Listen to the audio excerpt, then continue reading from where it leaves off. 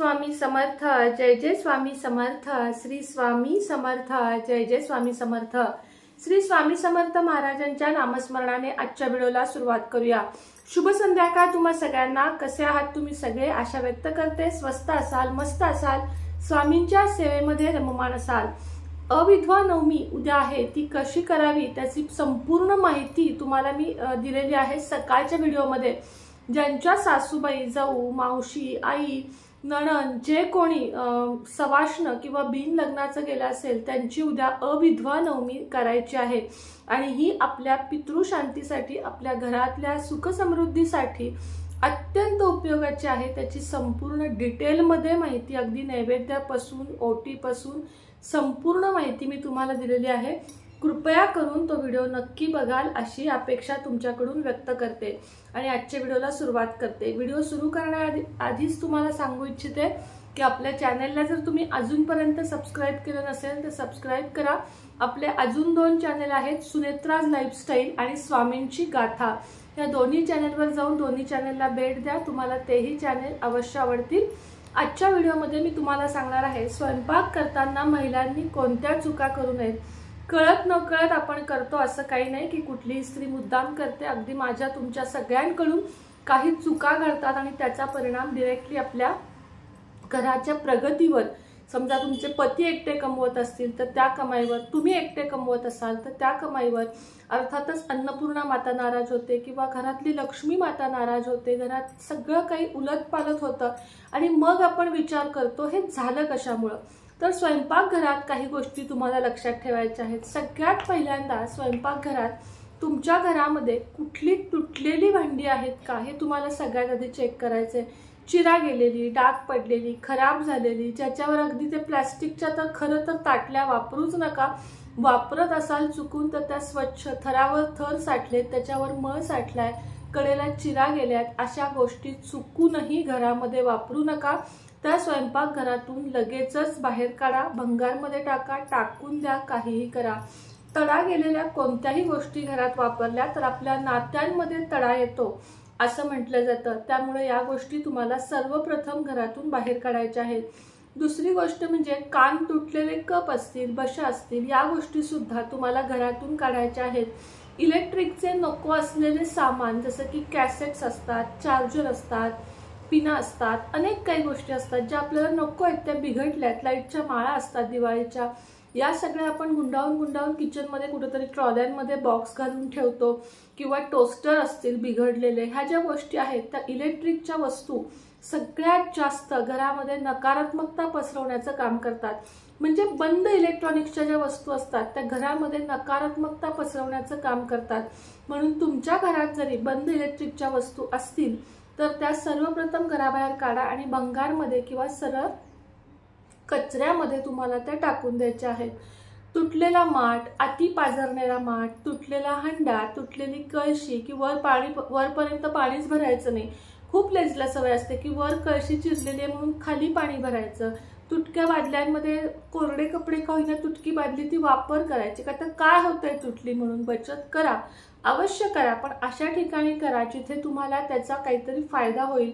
अशा ठिकाणी बिलकुलही करू नका जिथे तुम्हाला त्याचं नुकसान होईल। म्हणून अशा बादल्या असतील, तुटलेल्या भांडी असतील तर ती तुम्ही आवर्जून लगेच काढा, आजच तपासा या गोष्टी। त्याचप्रमाणे किचनमधल्या खिडक्यांकडे बऱ्याच वेळा दुर्लक्ष होतं, फोडणी उडलेली असते, जाळ्या जळमट झालेली असतात। हे आपल्या आरोग्याच्या दृष्टीने जितकं घातक आहे तितकं माता अन्नपूर्णेला नाराज करणाऱ्या गोष्टी आहेत। त्यामुळे खिडकीच्या जाळ्या जळमट्या, खिडकीमध्ये काही घाण आहे का, त्याच्या कड्या नीट आहेत का, त्याचे ते स्लायडिंग्स नीट आहेत का, स्लायडिंगमध्ये काही धूळ जळमट आहे का, हे तुम्हाला अवश्य तपासून बघायचं आहे। आणि ही सगळी कामं आपल्याला अर्थातच नवरात्रीच्या आधी करायची आहेत। स्वयंपाकघरात जाताना चुकूनही आंघोळ न करता कधीच जाऊ नये। अगदीच तुम्हाला गडबड आहे, तुम्ही चहा ठेवला इथपर्यंत ठीक आहे, पण जसं की कुकर लावणं, कणिक मळणं, पोळ्या करणं, ही कामं चुकूनही आंघोळ न करता करू नयेत। केव्हा तरी मजबुरी असेल तुमची तर तुम्ही तोंड हातपाय धुवून, स्वच्छ तोंड हातपाय धुवून, ब्रश करून, अगदी गाऊन अंगात असेल तर तो बदलून, ड्रेस घालून, तुम्ही हे ड्रेस किंवा जे काही तुमचं परिधान असेल ते तुम्ही घालून स्वयंपाकघरामध्ये प्रवेश करू शकता। त्याचप्रमाणे तुम्हाला पुढची गोष्ट सांगायची आहे ती म्हणजे की तुमच्या घरामध्ये नवरात्रीच्या आधीच किती प्रकारची रद्दी साठली आहे ते बघा। मुलांची संपलेली पुस्तकं, वह्या, फाटलेली पुस्तकं, वह्या, आलेल्या लग्नाच्या पत्रिका, आलेल्या इन्व्हिटेशन कार्ड, ॲमेझॉन, फ्लिपकार्ट याचे जे पार्सल असतात त्याचे बॉक्स, त्याची कागदं, हे किती साठलं आहे बघा। तेही तुम्हाला घराच्या बाहेर काढून टाकायचं आहे। जाळ्या जळमट तर घरामध्ये इतके कानेकोपरे असे असतात। माझ्याही, मी असं नाही म्हणत की मी 100% स्वच्छतेची आहे। आता ही जाळी आहे, ह्याच्या जाळीमध्ये घाण आहे का, ह्याच्या खाली घाण आहे का, हे सगळं आपण तपासल्याशिवाय आपल्याला कळत नाही। त्याचप्रमाणे नवरात्रीच्या आधी पडदे दुर्लक्षित होतात। गादी, बेडशीट तर आपण धुतो, पडदे तुम्हाला सगळे धुवायचे आहेत। एक एक करून धुवा। पाण्याचा प्रॉब्लेम असेल काही हरकत नाही, एक पडदा आज धुतला, उद्या एका खिडकीचा धुतला, परवा दरवाजाचा धुतला, असं करून एक एक तरी पाण्यातून तुम्हाला नक्कीच काढायचं आहे। आता बघा बेडशीट, आता मी आता बेडवरच बसलेली आहे। आपल्या वरची बेडशीट जी असते ते अतिशय क्लीन अँड नीट आपण ठेवण्याचा प्रयत्न करतो, पण बेड तुम्ही गादी उचला आणि त्या कोपऱ्यातनं बेडच्या धूळ बघा। जर तुमच्याकडे व्हॅक्यूम क्लीनर असेल तर त्याने किंवा एखाद्या ब्रशने ते सगळं साफ करा, ओल्या कपड्याने स्वच्छ पुसा। कारण जितका बेड व्यवस्थित असतो, जितकं बेडशीट नीट असतं, जेवढं झोपण्याची जागा नीट असते, तेवढी माता लक्ष्मी त्या व्यक्तीवर प्रसन्न असते असं देखील म्हणण्यात येतं। म्हणून आपला बेडही आपल्याला नीट ठेवायचा आहे।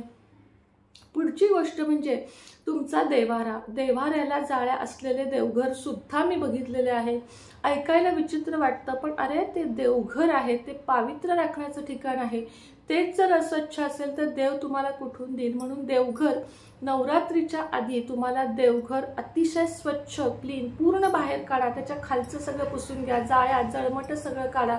देवघराच्या पूर्ण बघा डिझाईन मधून वगैरे घाण असती, ओलं कापड घ्या, त्यामध्ये एखादी सुई वगैरे घाला आणि ते सगळं सुई घालून त्याच्यामध्ये ते कापड शिरेल, तिथले सगळे बारकाव्याने स्वच्छ करा। तुम्ही देवघराच्या खाली गोमूत्र शिंपडा, पुन्हा एकदा फरशी फिनेलनं गोमूत्रानं पुसून घ्या, मिठाच्या पाण्यानं पुसून घ्या, सगळ्या त्या जागेवर गोमूत्र शिंपडा। वायर जी असते, आपण देवघराच्या इथं बल्ब लावतो, ती वायर स्वच्छ पुसून घ्या, तो बल्ब स्वच्छ पुसून घ्या।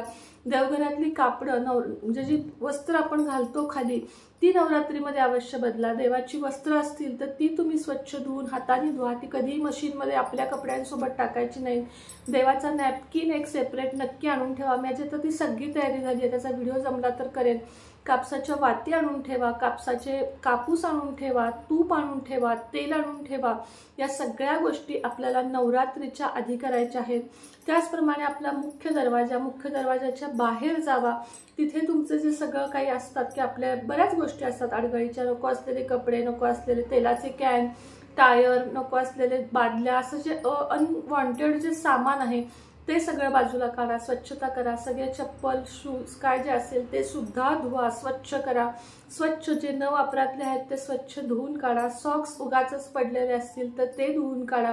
मुख्य दरवाजातले गवत किंवा वाढलेल्या काही गोष्टी असतील, नको असलेले झाडं असतील, वाळलेली तुळस असेल तर ते सुद्धा तुम्हाला काढायचं आहे। दरवाजाचा उंबरा, दरवाजा, पाण्यात गोमूत्र घाला, सगळा दरवाजांच्या कड्या, दरवाजांचे सगळं स्वच्छ करा। कुठं गेट जर तुमचं किरकिर वाजत असेल उघडताना बंद करताना तर त्याच्या बिजागऱ्यांमध्ये तेल सोडा। मुख्य करून टॉयलेट, बाथरूम अतिशय क्लीन अँड नीट करा, कारण तिथे सगळ्यात जास्त नकारात्मकता असते। बादल्या तुमच्या आंघोळीच्या, टब, बेसिन, हे सगळं वारंवार स्वच्छ करा। अगदी तुम्हाला सांगते की दात घासायच्या ब्रश पासून लक्ष्मी तपासते असं म्हटलं जातं। तो ब्रश सुद्धा जर स्वच्छ नसेल तरी माता लक्ष्मी नाराज होते। म्हणजे माता लक्ष्मीला आवडते ती स्वच्छता। सगळ्यात महत्त्वाचं तुमचं किचन अतिशय चकाचक हवं। 4 माणसं कधी आली तरी तुमच्या किचनवर व्यवस्थितपणा हवा। जे आपण पीठ पोळी लाटतो की नाही, त्याचा जे पोलपाटाचा जो गोल उठतो त्याच्या खाली पण नेहमी कापड घ्यावं, त्याच्यामुळे सुद्धा घरामध्ये वातावरण बिघडतं असं म्हणतात। जुन्या बायका सांगतात की पोलपाटाचा तो गोल घरामध्ये घेरा आणतो, म्हणजे घरात संकटांचा घेरा आणतो। जुन्या बायकांच्या गोष्टीमध्ये तथ्य होतं बघा की तूप सांडू नका, तेल सांडू नका, मीठ सांडू नका, घरातलं पीठ संपून देऊ नका, मीठ संपून देऊ नका, तांदूळ संपून देऊ नका। ह्या सगळ्या माता लक्ष्मीला आकर्षित करणाऱ्या गोष्टी आहेत, या घरामधल्या कधीच संपून देऊ नका। स्वयंपाकघरात आणि घरामध्ये नवरात्रीच्या आधी ही काळजी नक्की घ्या। व्हिडिओ कसा वाटला नक्की सांगा। आवडला तर लाईक, शेअर, सबस्क्राईब करा। पुन्हा भेटेन नवीन व्हिडिओ सोबत, नवीन विषयासोबत। तोपर्यंत तुम्हा सर्वांना श्री स्वामी समर्थ।